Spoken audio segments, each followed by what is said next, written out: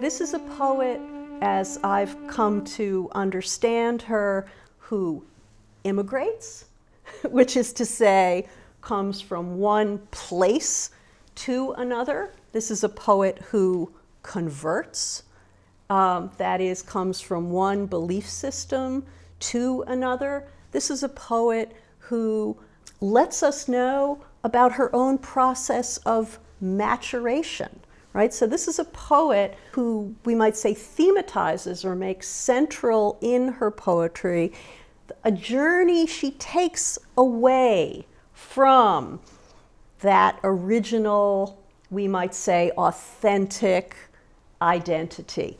This is a poet also who lives in a late 18th century America looking for common languages, right? Looking for consensual, we might say, idioms and discourses. Looking not to liberate every individual to his or her own identity, but instead looking to gather individuals into a lawful, regulated, and even uniform set of norms. And so to think about Wheatley, it can be really useful to think about a quest, not for originality, but for uniformity. For uniformity. And I'll just give you one little historical, I'm going to close here with one, I think, is historical episode. And that episode is the publication of Noah Webster's spelling book. Noah Webster's spelling book was, in fact, a great cultural event. It began to go through edition after edition very rapidly.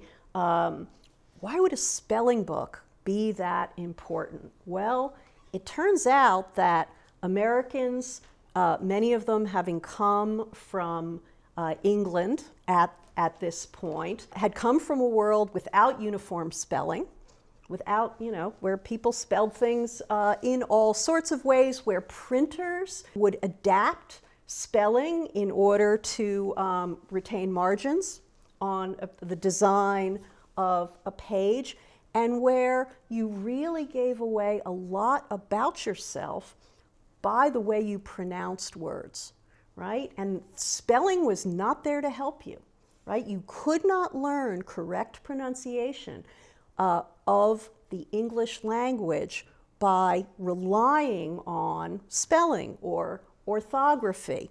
That is, you would sound like the peasant you were.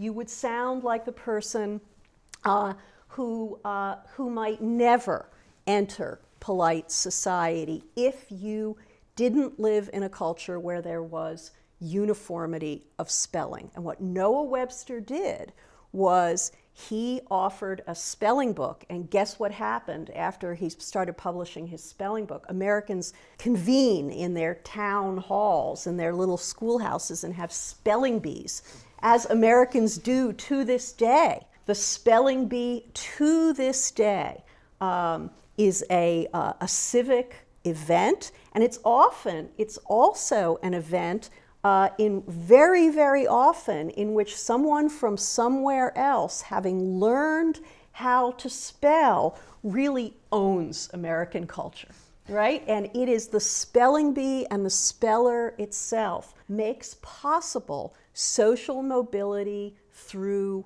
literacy defined not in terms of originality, but in terms of uniformity.